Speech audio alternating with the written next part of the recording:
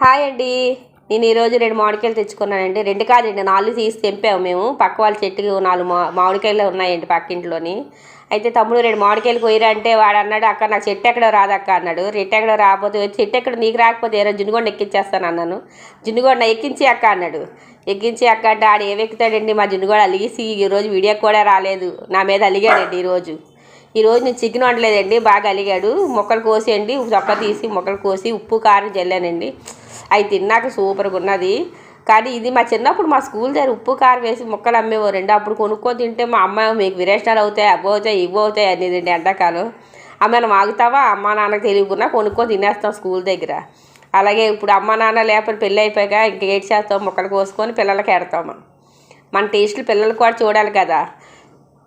చూడండి ఎంత చాలా పుల్లగా ఉందండి మామిడికాయ మాత్రం. మా ఆయన గారు కూడా సూపర్గా ఉంది అన్నారు.